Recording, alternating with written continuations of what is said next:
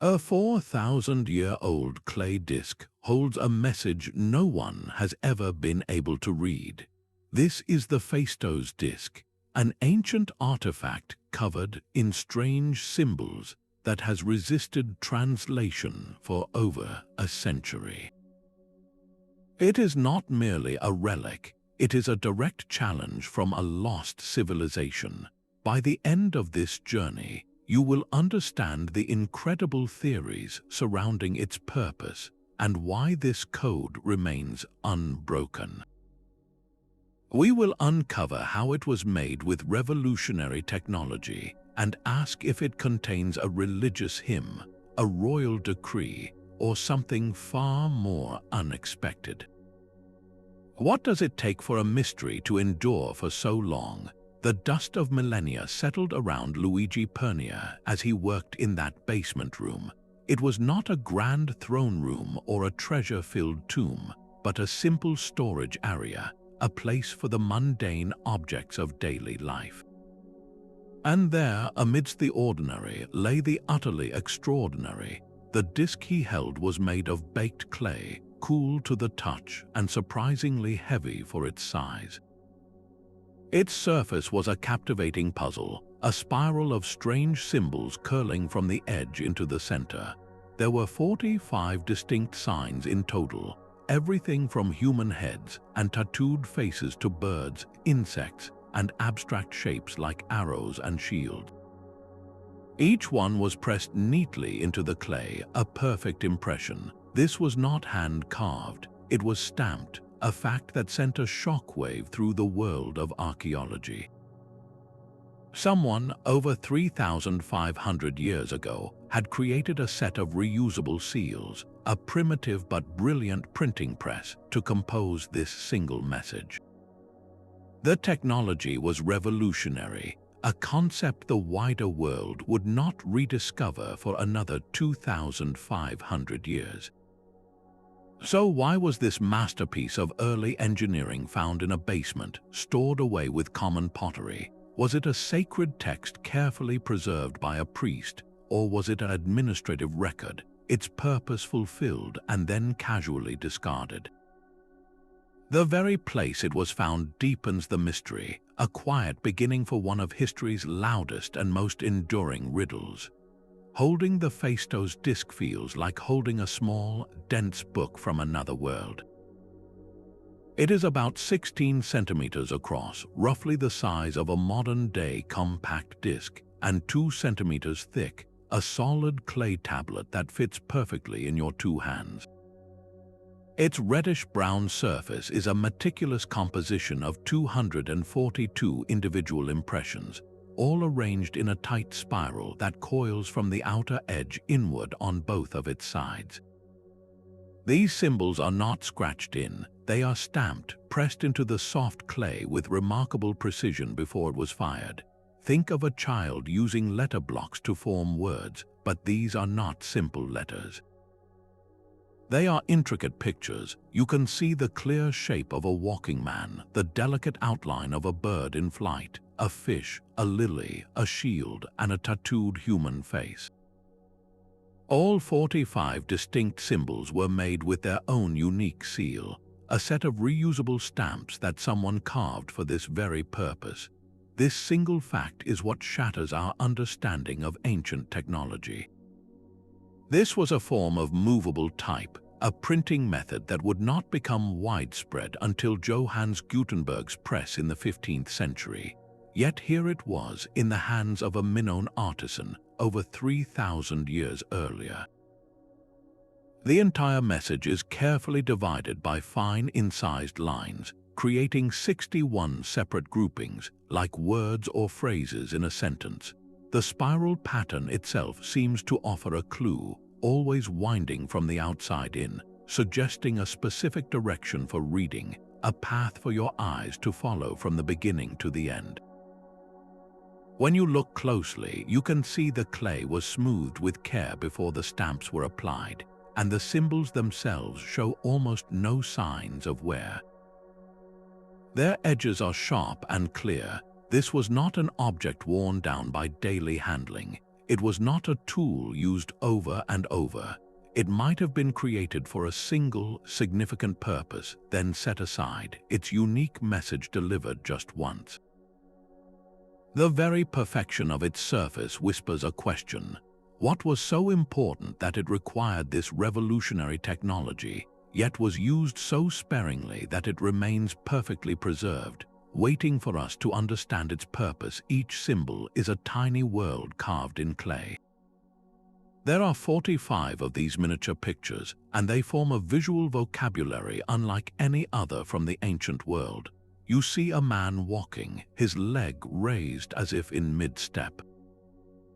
You see a human head, but not just any head, one adorned with a striking feathered headdress, a clear sign of status or perhaps a warrior. Another shows a figure with arms bound behind its back, a prisoner or a captive. Then there are the objects from daily life, a carpenter's saw, a ship's oar, and a structure that looks remarkably like a beehive. This is not a random collection of images. It is a deliberate set of stamps, a curated library of ideas. The walking man symbol appears more than any other, suggesting it might be a common word, perhaps a verb like to go or a noun like man or people. But what truly captivates researchers is how these symbols behave. They are not scattered randomly. They are grouped into those 61 distinct segments, separated by those fine lines, and within these groups, certain sequences of symbols appear again and again. It is as if you were reading a modern text and kept seeing the same 2 or 3 word phrases repeating throughout. This is the pattern of language, the rhythm of grammar. Some symbols seem to act like punctuation, consistently appearing at the start of a group, perhaps marking a new sentence or a name, while others reliably show up at the end like a full stop. This structured repetition is our biggest clue that we are not looking at mere decoration, but at a coherent message with its own internal logic. The mystery deepens when we compare it to other writing from the same time and place. The Minoans used 2 other scripts, linear and Cretan hieroglyphics.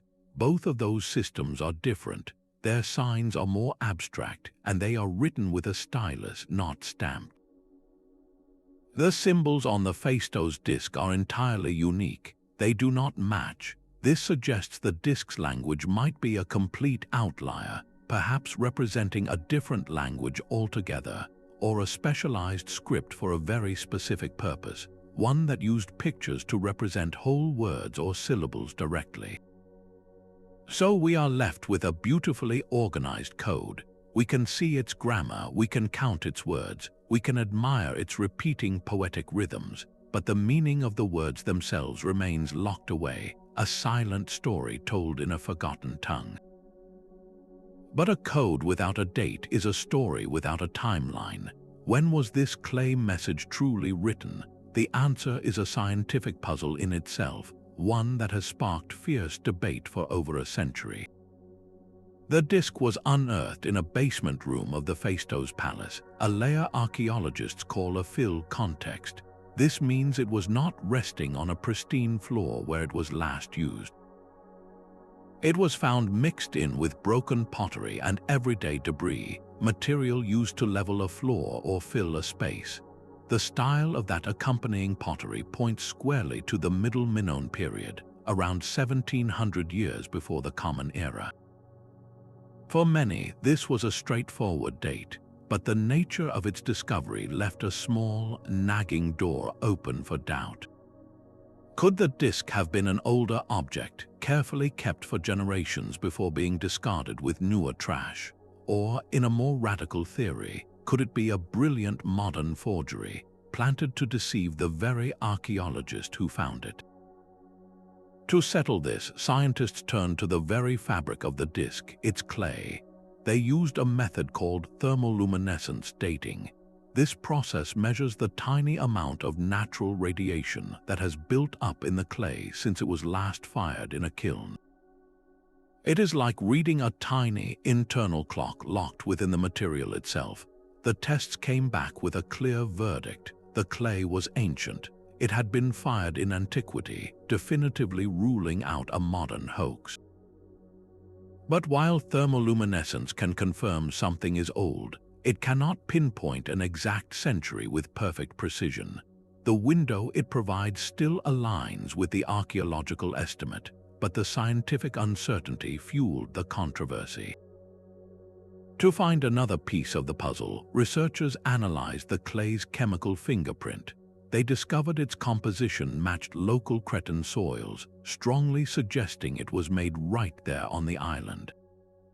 This was another powerful point for authenticity. Why would a forger go to such lengths, sourcing specific local clay and using a forgotten stamping technology, all for a single deception? The ongoing debate over its age is more than just an academic argument. It strikes at the heart of our understanding of Minoan innovation. If the disc is genuinely from 1700 BCE, then it represents a flash of technological genius, a prototype for printing that appeared and then vanished without a trace for millennia. If it is somehow older, it rewrites the entire timeline of writing's evolution in the ancient world. This small clay circle therefore holds a double mystery. We cannot read its words, and we cannot entirely agree on its moment in history, a timeless enigma challenging our very perception of the past. Faced with this silent gallery of symbols, the first generation of scholars did what any of us would do. They tried to fit the puzzle into a world they understood. Sir Arthur Evans, the man who had unearthed the Minoan civilization itself, held the disc and saw the divine. To him, the repeating, rhythmic patterns felt like incantations. The symbols of plants, animals, and figures with elaborate headdresses suggested a religious text, perhaps a hymn to a forgotten goddess or a set of prayers recited by priests in the very palace where it was found. Other researchers looked at the same images and saw a very different story. They focused on the shields, the captive with bound arms, and the walking men, interpreting them as a record of a great battle, a king's victory proclamation stamped for posterity. The sheer number of unique human head symbols hinted at a list of names, maybe a royal lineage or a roster of tribute bearers. Could the carpenter's saw and the ship simply be parts of an inventory, a bureaucratic record of tools and goods? These early theories were all plausible, each one casting the disc in a familiar role from the ancient world. What they shared was a fundamental belief that this was not a random collection of marks, but a full-fledged writing system. This conviction sent scholars on a global hunt for parallels. They laid the disc's symbols side by side with Egyptian hieroglyphs, searching for a match. They compared it to scripts from Anatolia and even the distant, undeciphered writing of the Indus Valley civilization. Perhaps the Minoans had traded with these cultures and borrowed their signs. Yet every comparison fell short. The Phaistos disc refused to fit into any known family. Its isolation was and remains absolute. While most of these initial interpretations have been set aside, they were far from failures. They mapped the territory of the impossible, demonstrating the disc's unique power to captivate the human mind and inspiring the rigorous and sometimes wild detective work that continues to this day. This structured rhythm of symbols is what draws linguists in, treating the disc not as an art object but as a pure, unsolved code. They count and categorize every impression, searching for the mathematical heartbeat of a lost language.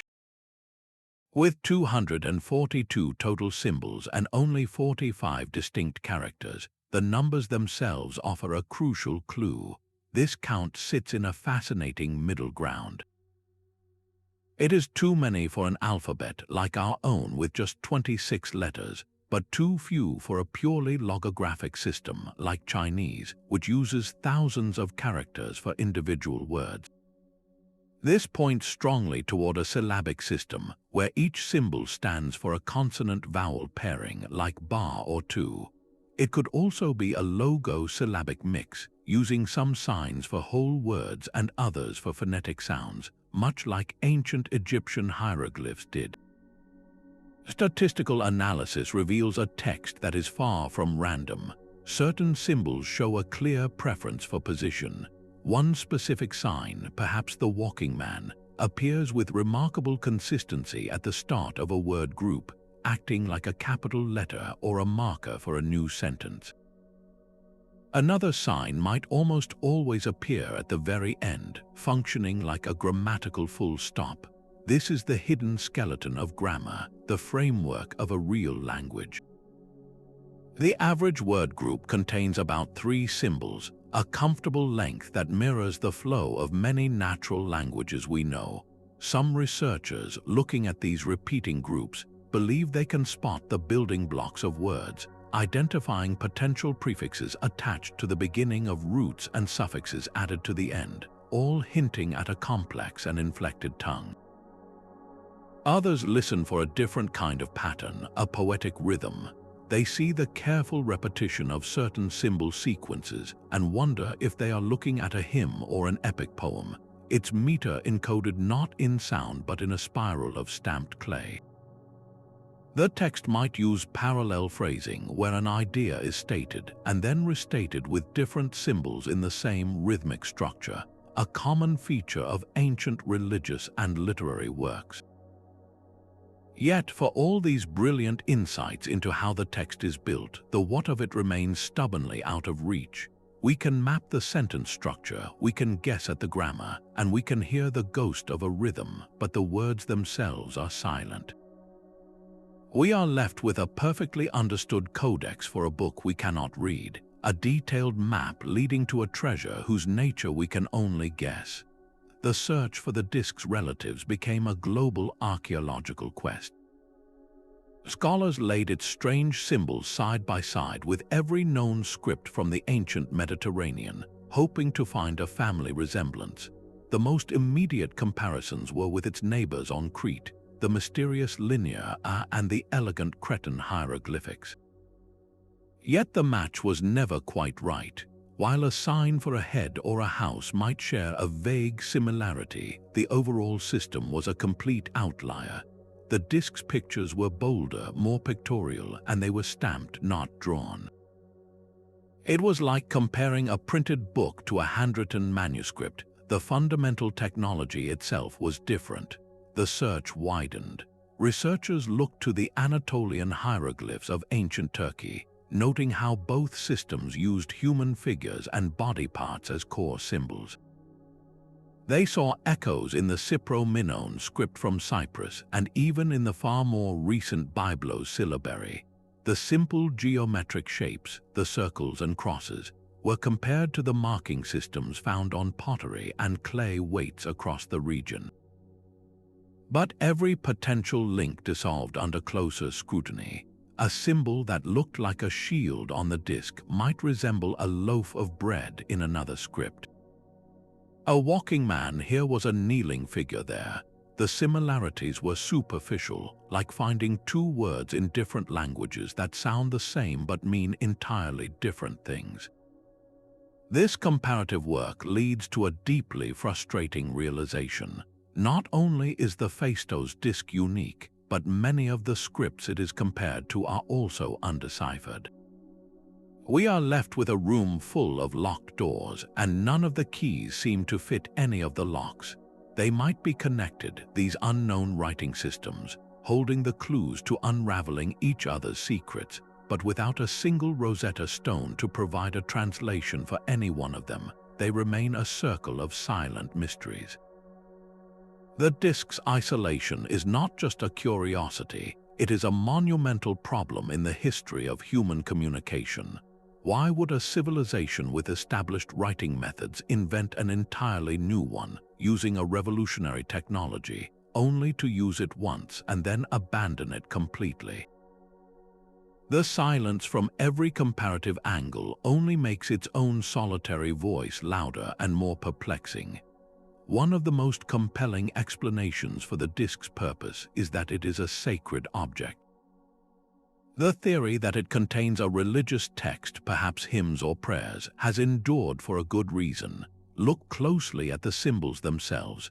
there is a figure with arms raised high, a pose that perfectly matches the famous Minoan goddess figurines found throughout Crete, depictions of a powerful female deity.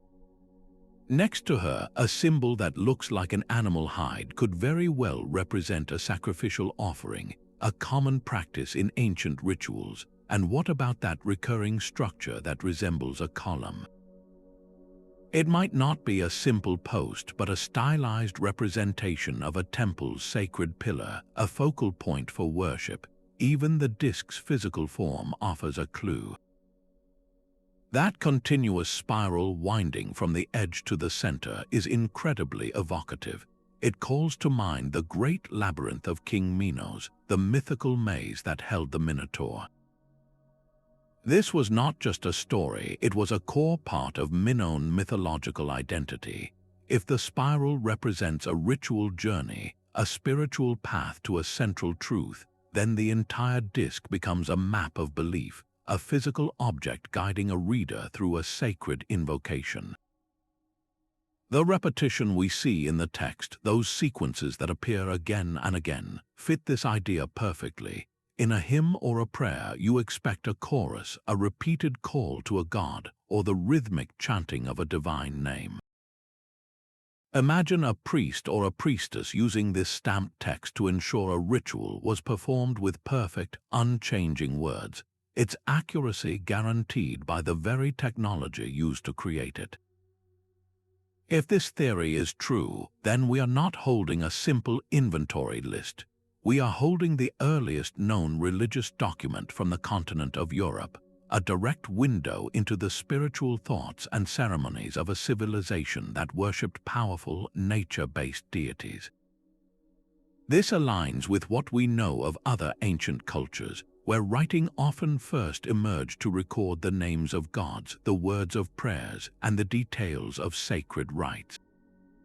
The disc would then be a Minoan Bible, a hymnal, and a book of ritual all rolled into one small clay circle, its divine message waiting silently for a voice. Yet another powerful theory strips away the divine and finds a deeply practical purpose. This small clay disc might not be a sacred text at all, but a sophisticated administrative document, the daily ledger of a palace accountant. Look at the symbols through this lens. The carpenter's saw is no longer a mystical emblem. It is a tool representing the carpenter himself or the goods he produced. The ship's oar signifies a sailor or a vessel in the royal fleet. The repeated walking man could easily be a unit of measure, a tally of steps taken on a journey, or a count of people moving from one place to another. The structured groupings, separated by those clean lines, now look less like poetic verses and more like individual entries in a ledger. Each group could be a line item, a record of goods received, taxes owed, or rations distributed. The variations in the human head symbols, some with feathered headdresses, others plain, might denote different social classes or professions, marking the difference between a nobleman's tribute and a common laborer's wage. The disc's physical form perfectly supports this idea. Its portable size and durable, fired clay construction made it ideal for a bureaucrat. It could be passed from hand to hand, stored on a shelf, and would survive the rough and tumble of daily palace life far better than a fragile papyrus scroll. Some researchers have proposed it was a kind of royal inventory, created to catalog the very contents of the basement storerooms where it was ultimately found. Imagine a palace official stamping this disc to record jars of oil, bushels of grain, and the number of craftsmen in service to the king. This theory finds a strong echo in the history of writing itself. In the great civilizations of Mesopotamia and Egypt, the very first scripts did not emerge to write poetry or prayers.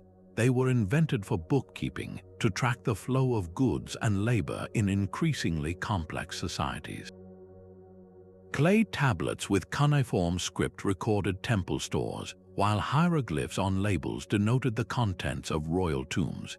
If the Phaistos Disc is an administrative record, It places the Minoans squarely within this global pattern of practical innovation. It would reveal them not only as master artists and builders, but as meticulous organizers, running a complex economy with a revolutionary tool for record-keeping. So we are left with two compelling, yet contradictory, identities for the same object. Is it a hymn to a goddess, or is it a tax list? The very same symbols can be read as either a spiritual plea or a mundane count of shields and saws, and we have no way of knowing which story is true. But what if we are asking the wrong question entirely? A third and more radical theory argues that the Phaistos Disc does not contain a language in any form we recognize. It proposes that this is not a text to be read, but a device to be calculated. This geometric form hypothesis sees the disk as a sophisticated mathematical, astronomical, or calendrical instrument. Look past the pictures of men and birds for a moment and see the underlying structure. The spiral is not just a path for reading, it is a timeline.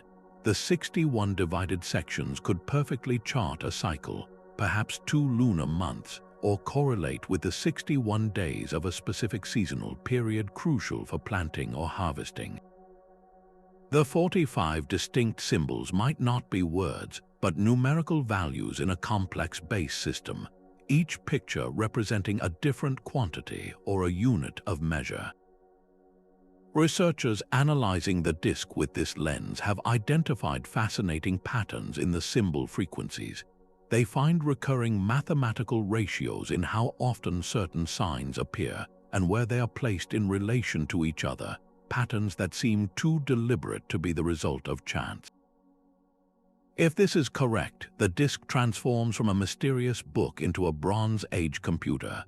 A priest could have used it to calculate the correct dates for religious festivals tied to the movements of the stars.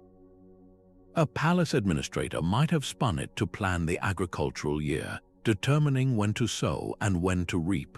A sea captain could have consulted its symbols for navigational purposes, using the encoded data to plot courses across the Mediterranean. This interpretation fundamentally challenges our assumptions. We look at stamped symbols and instinctively see writing, but for the Minoans, this intricate arrangement of shapes might have been a brilliant form of data storage, a compact and durable way to hold complex information without using a single word. It forces us to expand our definition of what an ancient artifact can communicate. The message of the Phaistos Disc might not be a story, a prayer, or a list. Its secret could be a silent, elegant equation, a map of the heavens or the rhythm of the seasons, all held in the palm of your hand. Perhaps the disc was never meant to be read at all, at least not in the way we read a book. A fascinating and entirely different theory suggests we are not looking at a sacred text or a royal ledger, but a sophisticated toy or a teaching tool. Imagine the spiral not as a line of text but as a winding path on a game board. The different symbols could mark special spaces, instructing a player to move forward, lose a turn, or collect a token. The repetition of certain sequences might not be poetic verse, but the recurring rules of play, a set of instructions embedded directly into the board itself. We know the ancient Greeks and Romans loved complex board games, and the Minoans, with their vibrant culture, certainly could have enjoyed similar pastimes. This would make the Phaistos Disc the world's oldest surviving board game, a remarkable window into how the people of that palace spent their hours of leisure. Alternatively, consider the possibility of an educational device. What if this was a scribe's training manual, created to teach the revolutionary technique of stamping itself? A master craftsman could have produced this single disc as a demonstration piece, showing an apprentice the entire set of available symbols and how to arrange them in neat, repeating patterns. The consistent groupings would not form a meaningful sentence, but a series of practice exercises, a curriculum in clay for mastering a new and complex technology. This idea elegantly explains one of the disk's biggest mysteries: why no other object like it has ever been discovered. It was not part of a large-scale printing operation. It was a unique prototype, a teacher's model, or a one-of-a-kind game that was eventually broken, discarded, and forgotten in a basement storeroom. While this interpretation undeniably diminishes the disk's status as a profound written document, it offers a deeply humanizing glimpse into Minoan society. It suggests a culture that valued not just ritual and administration, but also play and practical education. The disk would then be a testament to their ingenuity in symbolic communication, a system designed not to convey a single message, but to facilitate an activity, to teach a skill, or simply to provide a moment of fun. Even with science pointing toward authenticity, a shadow of doubt still lingers over the Phaistos Disc. The heart of the forgery argument rests on its profound isolation. No other stamped object, no duplicate seals, not even a single clay fragment with a matching symbol has ever been found on Crete or anywhere else in the world. For critics, this is not just a mystery, it is a major red flag. They argue that such a revolutionary printing technology would not have been a one-time invention, used for a single message and then completely abandoned. The symbols themselves are also scrutinized. Some scholars detect a modern artistic flair in the designs, a stylization that feels slightly out of place when compared to the more rigid forms of contemporary Minoan scripts like Linear A. The circumstances of its discovery add another layer of suspicion. Luigi Pernia was a junior member of the Italian archaeological team, and the incredible fame that came with such a unique find has led some to whisper about a potential motive for a hoax, a way for a young archaeologist to make his mark on history in the most dramatic way possible. Yet the evidence for authenticity is equally powerful. The thermoluminescence tests are a formidable scientific barrier for any forger to overcome. This is not a simple guess about age. It is a physical measurement of radiation trapped within the clay's crystal structure, a clock that is incredibly difficult to reset. The disc also shows subtle, genuine wear. There are minute scratches and a soft polish on its high points, the kind of patina that accumulates over centuries of gentle handling, not something easily faked in a workshop. Ultimately, this debate is about more than just a single artifact. It forces us to question our own assumptions about the pace of ancient innovation. We tend to view history as a steady, logical progression, but human ingenuity does not always follow a straight line. A brilliant idea can flash into existence, be used for a single purpose, and then vanish for 1,000 years, leaving behind a solitary, baffling relic that challenges everything we thought we knew. The silent symbols of the disk have now met their match in the hum of modern machines.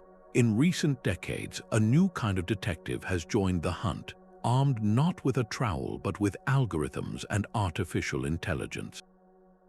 Computational linguists treat the 242 symbols as a complex data stream, feeding the sequences into Markov models. These are statistical tools that analyze the probability of one symbol following another, mapping the hidden rules of the text's construction in a way the human brain simply cannot. The goal is to find the underlying grammar, to see if the patterns of symbol placement match those of known languages, ancient or modern. Other researchers have turned to sophisticated image recognition software, training computers to compare the disk's symbols with those from Linear A, Egyptian hieroglyphs, and Anatolian scripts on a pixel-by-pixel level, searching for a visual cousin that the naked eye has missed. These digital approaches have yielded a crucial, if frustrating, confirmation. The text is definitively structured. Its patterns are not the result of chance. The algorithms can point to the mathematical certainty of its internal logic, but they cannot tell us what that logic means. The greatest obstacle is the message's brevity. 242 symbols is a desperately short text for a computer to analyze. It is like trying to understand the entire English language from a single, cryptic paragraph. The data set is simply too small for statistical methods to gain real traction. A computer needs thousands, even millions of data points to confidently identify a language's fingerprint, and the disk provides only a tiny fraction of that. So while these high-tech methods have not yet produced the golden key of translation, they have been brilliantly successful at slamming doors shut. They have systematically eliminated countless proposed languages and decipherment theories, proving them statistically impossible. Each failed attempt, each eliminated possibility, is a step forward. It refines the search, narrowing the field and bringing us incrementally closer to the day when someone or something might finally hear the whisper within the code. To understand the disk, we must step back into the world that created it. The Minoan civilization was the first great culture of Europe, a maritime power that thrived on the island of Crete for centuries. Their world was one of breathtaking sophistication. They constructed vast, multi-story palace complexes at Knossos, Phaistos, and Malia, complete with intricate plumbing, light wells, and vibrant frescoes depicting leaping dolphins and graceful bull leapers. This was not a crude, primitive society. It was a networked, artistic, and technologically advanced civilization at the heart of Bronze Age Mediterranean trade, exchanging goods and ideas with Egypt, Anatolia, and the Greek mainland. Yet for all their achievements, the Minoans are a ghost in their own palace. We can walk through their grand courtyards and storerooms, but we cannot hear their voices. We do not know what they called themselves, who their kings or queens were, or even what language they spoke. Their political structure, their religious ceremonies, and the details of their daily lives are all shrouded in mystery, pieced together from archaeology and the later Greek myths that grew up around them, like the legend of the Minotaur and his labyrinth. It is from this shadowy, advanced world that the Phaistos Disc emerges. Its discovery at Phaestos is particularly telling. This was not the primary capital at Knossos, but a significant secondary palace. Finding such a technologically unique object here suggests that literacy, or at least symbolic communication, might have been more widespread and varied across Minoan society than we ever imagined. We know they were already using at least two other writing systems. There was Linear A, a script of abstract signs used for administrative lists on clay tablets, and the more pictorial Cretan hieroglyphics often found on seals. The existence of these multiple systems points to a society deeply comfortable with the written word, using different scripts for different functions, much like we use different fonts or formats for a legal document, a personal letter, or a shopping list. This context makes the Phaistos Disc slightly less alien. It may not be a bizarre anomaly, but a specialized tool. Perhaps it was a sacred script, reserved only for religious hymns and kept separate from the mundane lists of Linear A. Or maybe it was an early attempt at a standardized, reusable type for royal proclamations, its purpose so specific that it was only deployed on rare, momentous occasions. The disc, therefore, is not an isolated puzzle. It is a concentrated piece of the larger Minoan mystery, a single, stubborn piece of a vast jigsaw puzzle where most of the other pieces are still missing. Its discovery spot was a basement room, a space for storage and work, not for ceremony. When Luigi Pernia lifted the disc from the earth in that chamber, it was not resting on an altar. It lay amidst broken pottery and clay tablets inscribed with the Linear A script, the everyday debris of a functioning palace. This context is a profound clue. It suggests the disc was not a singular, sacred relic kept under guard. It was an object in use, perhaps handled by scribes or officials, stored alongside other administrative tools before being discarded with common trash. The palace of Phaestos itself was a marvel of its age. Perched on a hill with commanding views of the Messara plain, it was a labyrinthine complex of courtyards, workshops, and storerooms, all connected by a grand staircase and serviced by an advanced drainage system. This was no provincial outpost. It was a secondary capital, a thriving center of craft, trade, and governance that rivaled the more famous Knossos. Finding such a technologically unique object here, in a basement of a bustling administrative wing, challenges our assumptions. Why was this revolutionary stamped message not found in the primary capital? Its presence at Phaestos hints that knowledge, and perhaps even the power of this unique writing, was not centralized solely at Knossos. It might have been a tool specific to this palace's needs, a local innovation for managing its own affairs or communicating with its own people. The very fact that it survived when so many other Minoan texts, written on perishable materials like papyrus or leather, have vanished is due entirely to its durable clay form. It was preserved not by design but by accident, baked hard in the fire that destroyed the palace around 1700 BCE, a catastrophe that turned a working tool into an eternal enigma. This humble basement context forces us to see the disc not as a distant, mystical object, but as something integral to the daily rhythm of Minoan life, a puzzle whose solution lies not in the stars, but in the gritty reality of a palace's basement. This forgotten basement held a secret more revolutionary than gold. Think about how the disc was made. Someone did not sit down and carefully carve each symbol with a stylus. Instead, they reached for a set of pre-made stamps, each one a unique symbol carved in relief on a small seal. They took a lump of soft, wet clay, shaped it into a disc, and then began pressing these stamps into its surface, one after another, following a precise spiral path. The act was methodical, almost industrial. Plop, plop, plop. A walking man, a bird, a shield. Each impression was sharp, clean, and perfectly formed, a result impossible to achieve by hand. This was not writing, it was printing, and when the message was complete, the entire disc was fired in a kiln, hardening the clay and preserving the text for millennia. This technique, known as movable type, is what makes the Phaistos Disc a ghost from the future.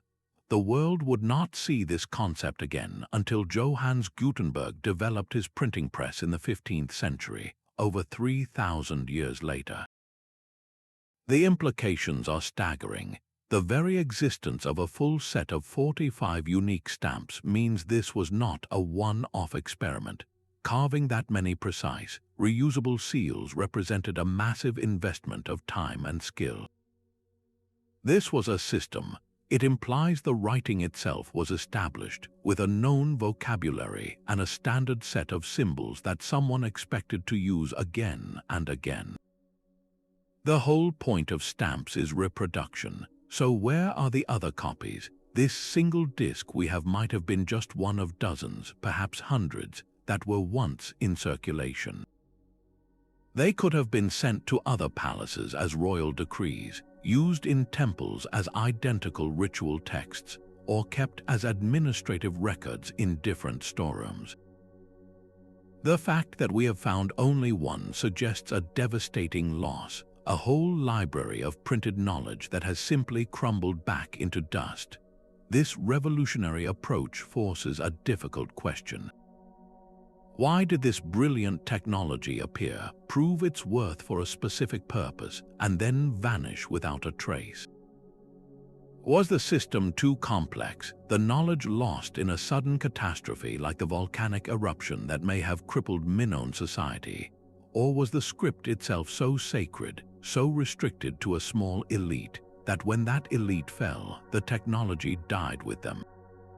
The disc is not just a message. It is a fossil of a lost industrial process, a single, perfect snapshot of a revolution that never happened.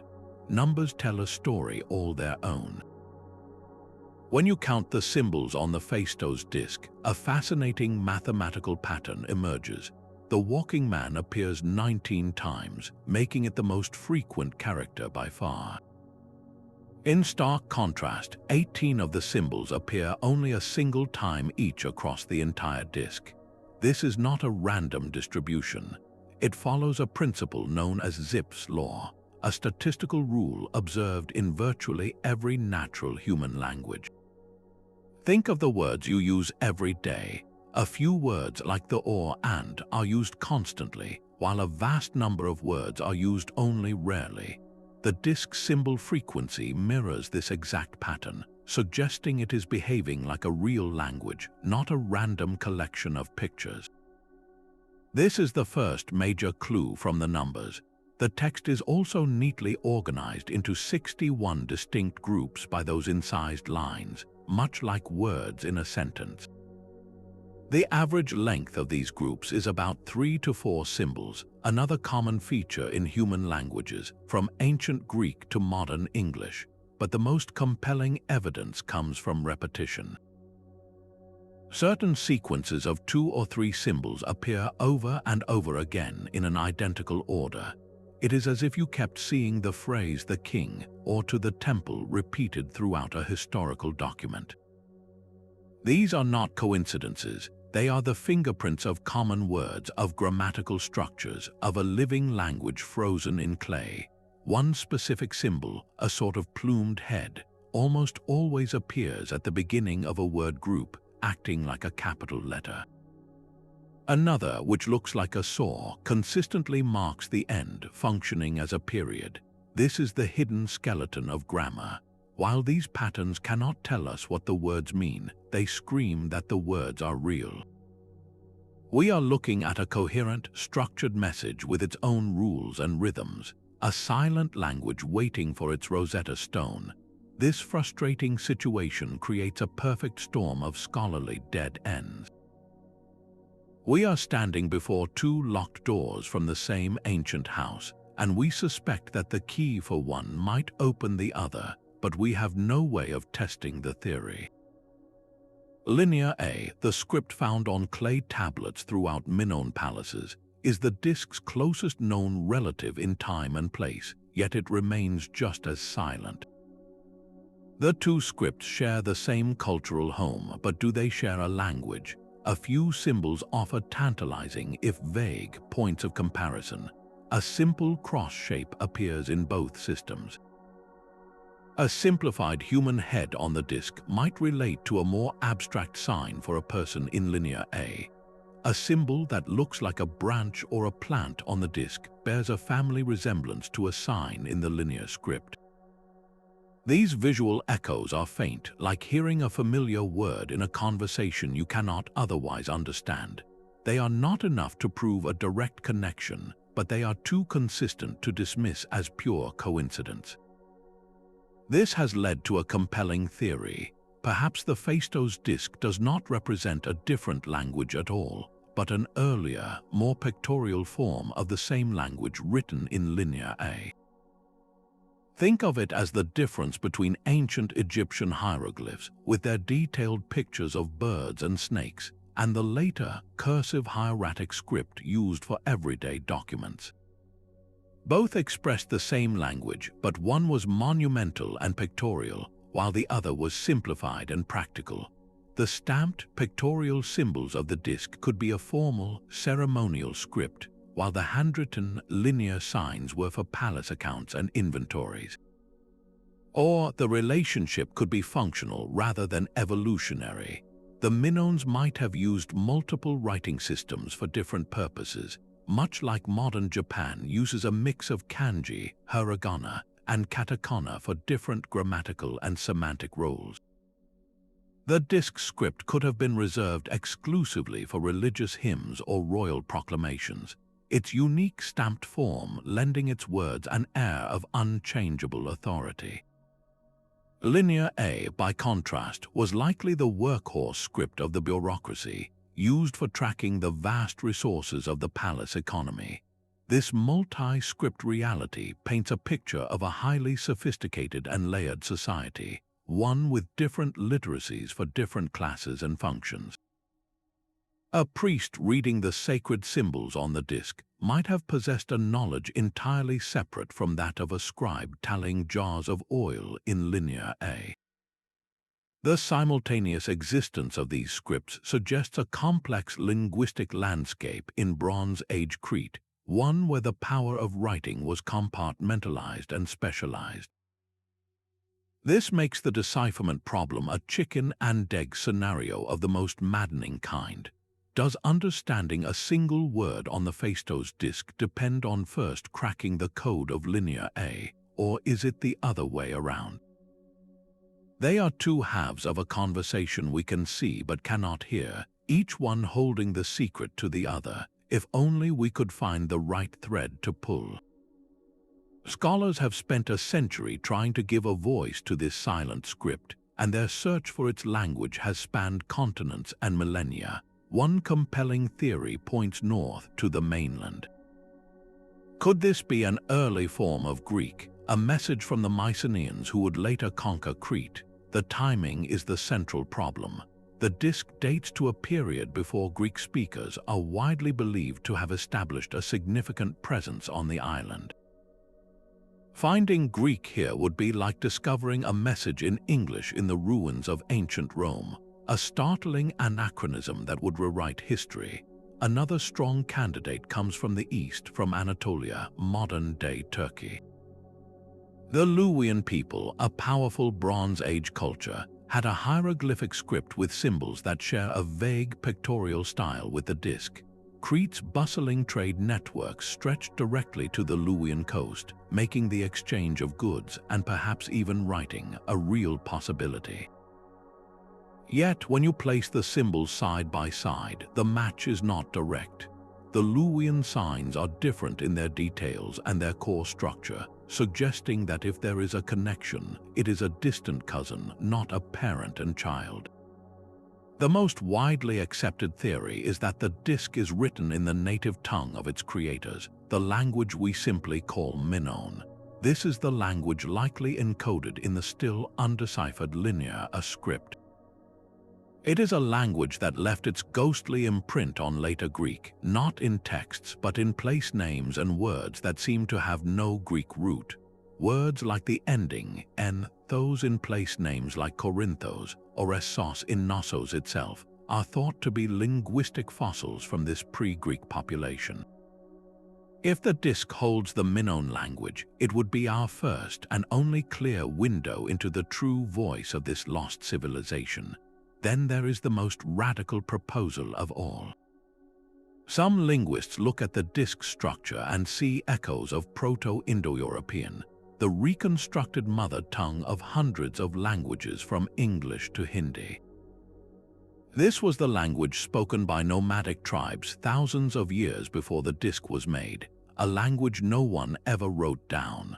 The idea that a sophisticated, printed document from Bronze Age Crete could preserve this ancient, ancestral tongue is breathtaking, but it is also incredibly difficult to prove. All of these theories share one crippling weakness. They are attempts to fit a key into a lock we cannot see. Without a bilingual text, a Rosetta Stone that gives the same message in both the Phaistos script and a known language, every translation remains a shot in the dark. The disc's profound isolation means we have nothing to compare it to.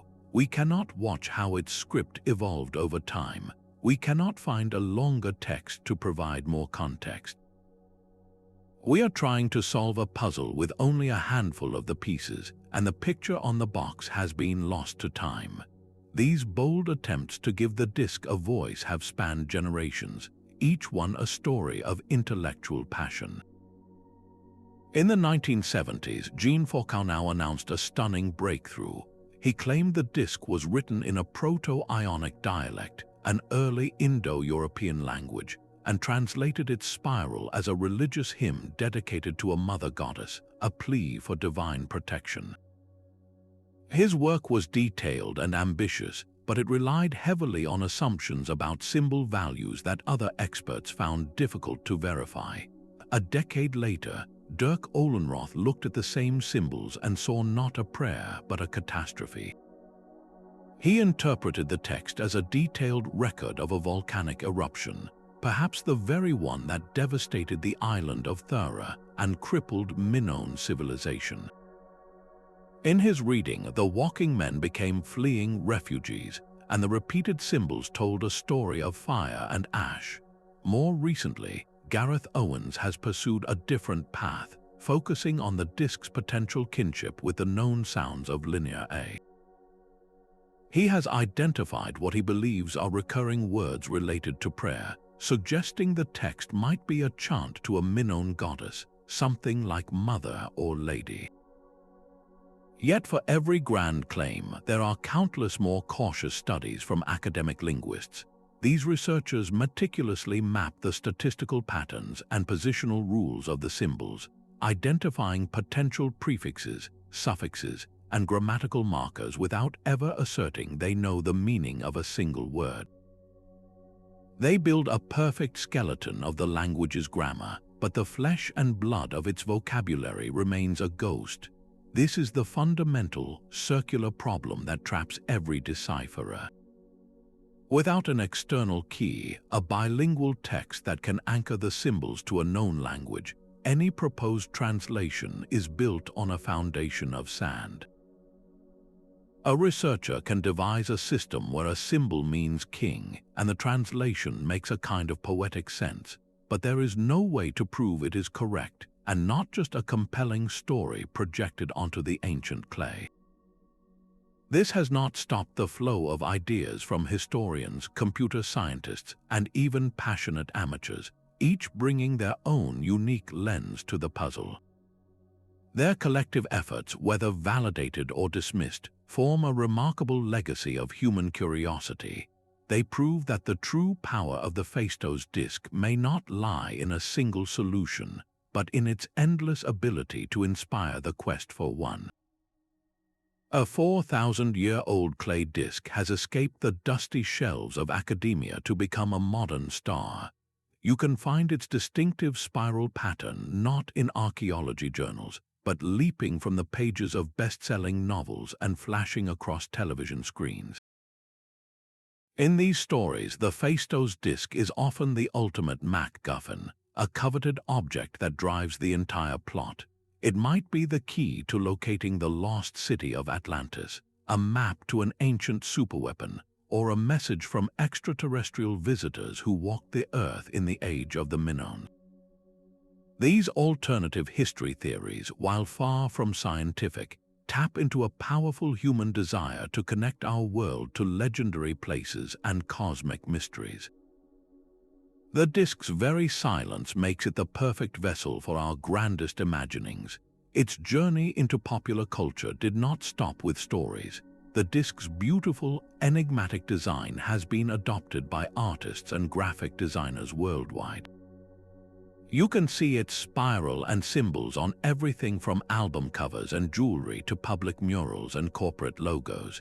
It has become a universal symbol of mystery itself, a visual shorthand for an ancient code waiting to be cracked. This widespread cultural embrace speaks to something deeper than mere curiosity. It reflects our innate drive to solve puzzles and find meaning in the fragments left behind by time. The disc bridges a profound gap, connecting the meticulous work of scholars with the boundless creativity of the public.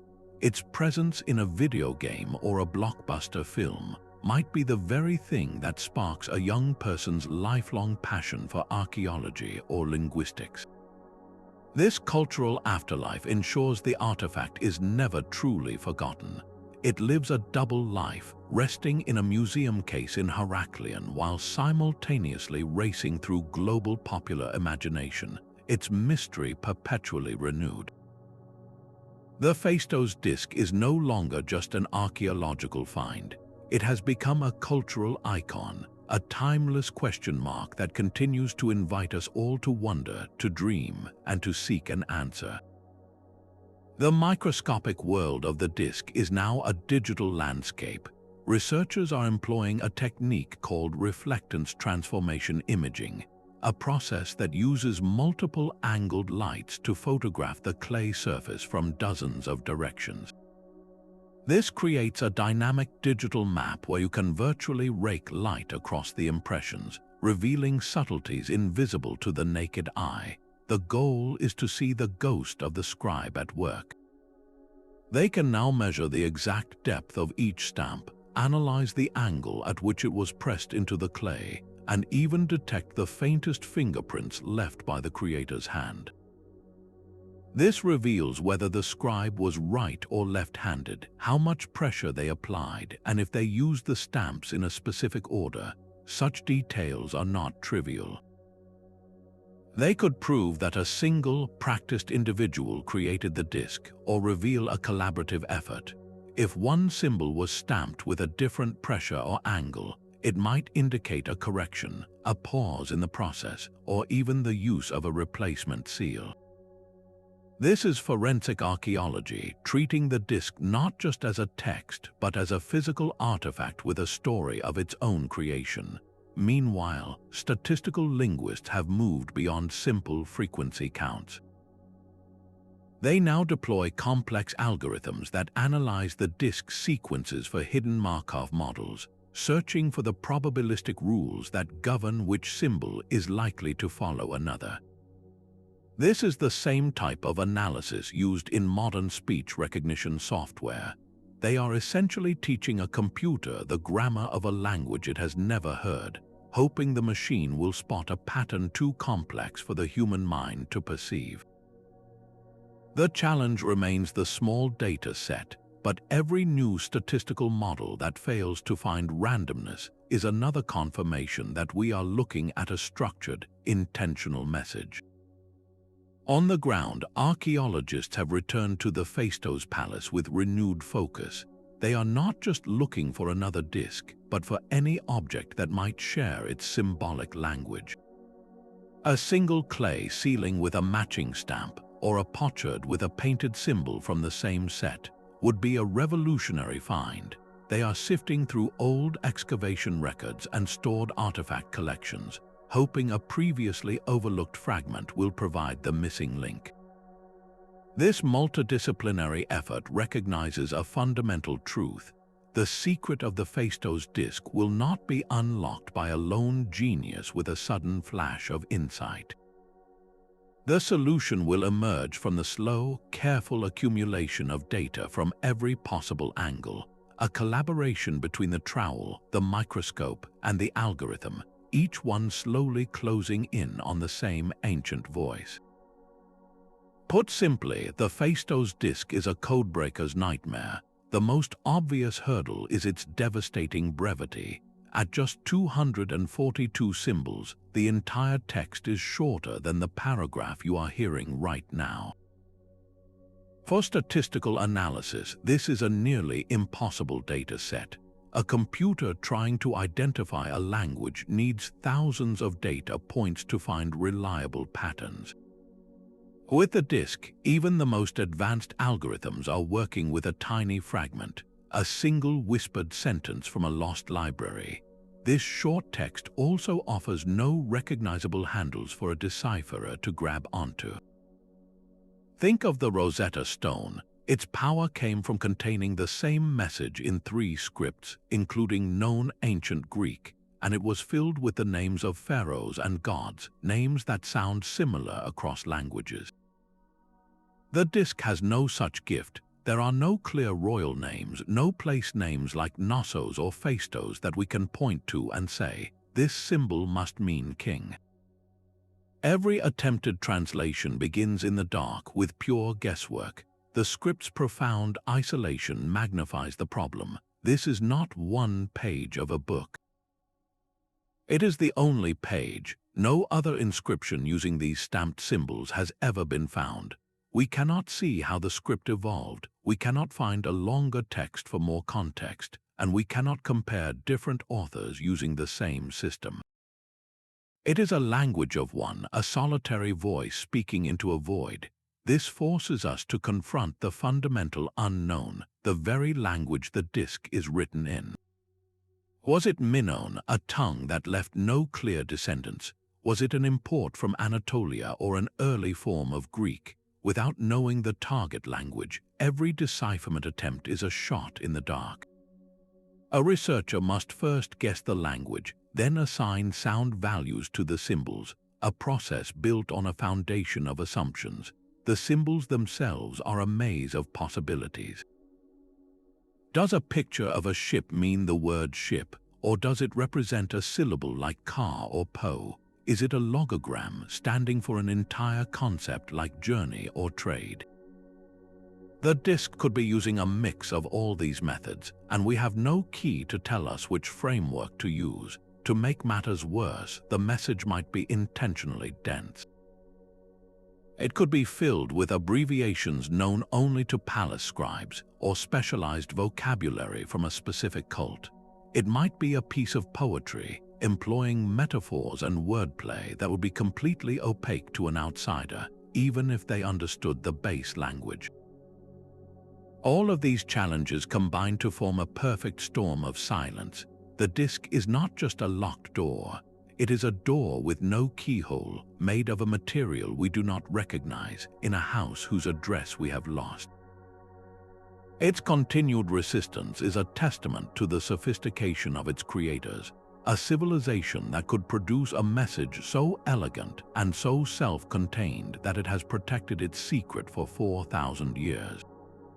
The Phaistos Disc is not alone in its silence. It stands in a small, stubborn group of undeciphered scripts from the ancient world, each one a locked door with a lost key. On its own island of Crete, the linear script taunts researchers with a much larger body of text, found on hundreds of clay tablets that list goods and people. We have more to read, but without a bilingual inscription to anchor it, the language remains just out of reach. Far to the east, the intricate symbols of the Indus Valley script appear on thousands of small stone seals, yet most inscriptions are painfully brief, just 4 or 5 characters long, offering too little data for statistical analysis to gain any real traction. And on the remote shores of Easter Island, the mysterious Rongorongo script was carved into wood, a medium that has not been kind to its survival. The surviving tablets are weathered and fragmentary, their full stories lost to decay. Placing the Phaistos Disc alongside these other great puzzles reveals a shared landscape of frustration. Each script presents a unique combination of obstacles, whether it is a shortage of material, the absence of a translation guide, or the physical decay of the writing surface itself. They represent different civilizations arriving at the same brilliant idea, the encoding of speech into permanent symbols, but each finding its own distinct solution to the problem. The Phaistos Disc carves out its own special place in this enigmatic family. Unlike the brief Indus seals, its 242 symbols form a coherent, continuous text. Its internal structure of repeating groups and positional rules is far clearer than the patterns we can yet see in Rongorongo. And while we have far less text than with Linear A, the disk's revolutionary stamped technology is a colossal clue that its cousins lack. This very clarity is what makes the disk so uniquely tantalizing and, in equal measure, so deeply frustrating.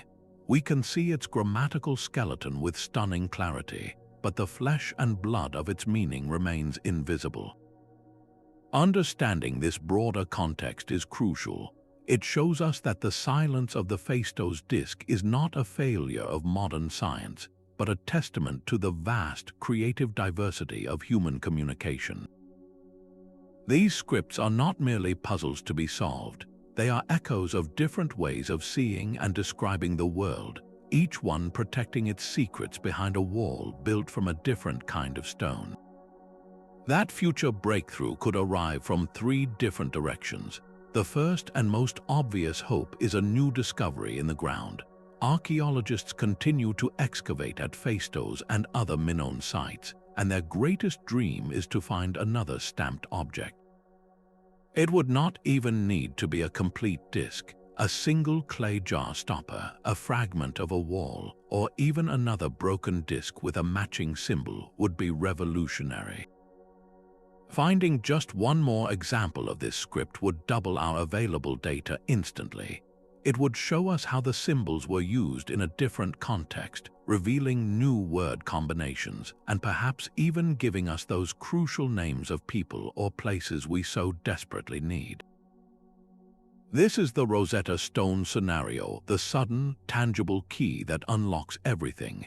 A second path lies in the relentless advance of technology. Artificial intelligence and machine learning are becoming exponentially better at finding subtle patterns in limited data sets.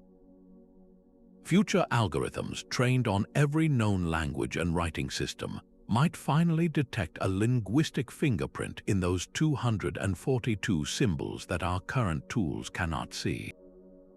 Imagine a computer model that can simulate thousands of potential language families and grammatical rules, testing them against the disk structure in a virtual laboratory. It could systematically eliminate dead ends and point toward the most probable linguistic family, giving human decipherers a clear target for the first time. The third and perhaps most elusive path is a pure conceptual leap. For over a century, we have assumed the disk is a written text. But what if our fundamental assumption is wrong? The solution might require a scholar to completely rethink how the system works, to see it not as a direct representation of speech, but as a complex mnemonic device, a musical notation, or a symbolic map that follows a logic we have not yet conceived. This is where interdisciplinary collaboration becomes essential. The person who solves this puzzle may not be a lone linguist, but a team combining a computer scientist who models the data, an archaeologist who understands the artifact's physical context, and a specialist in comparative religion who can interpret the symbols through the lens of Minoan ritual. The ongoing global project to digitize every known ancient text also offers a quiet hope. As more scripts from Anatolia, Egypt, and the Levant are scanned and made searchable, an algorithm might one day find a visual match for a Phaistos symbol in a forgotten clay tablet from a completely different culture, revealing a trade connection or a borrowed idea that provides the missing link. The moment this code is broken, it will do more than just translate a message. It will tear down a wall in our understanding of ancient Europe. We will finally hear a clear voice from the Minoan world, telling us about their beliefs, their governance, or their daily concerns in their own words. The Phaistos Disc is a locked door, and behind it lies not just a single message, but an entire civilization waiting to speak. The Phaistos Disc remains a conversation across 4,000 years, a beautiful question asked in a language we have yet to learn. Our journey through its spiral has shown us more than an unsolved puzzle. It has revealed a civilization far more complex and inventive than we once imagined. This small clay circle forces us to reconsider the very nature of writing and technology in the ancient world, presenting a prototype for printing that would not be seen again for millennia. While the specific words of its message are still locked away, the disc itself speaks volumes. It tells us of a society capable of profound symbolic thought, of a people who may have used different scripts for different aspects of their lives, from the sacred to the administrative. Its enduring silence teaches us a humbling lesson about the limits of our own understanding and the vast, unwritten chapters of human history that lie just beyond our reach. It reminds us that the past is not a simple story to be read, but a deep well of mysteries waiting for the right key. As new technologies and fresh archaeological discoveries slowly chip away at the enigma, we draw closer to the moment this ancient voice will finally find its audience. Until that day comes, the Phaistos Disc stands not as a failure of decipherment, but as a timeless emblem of our endless drive to connect, to understand, and to listen for the whispers of those who came before us.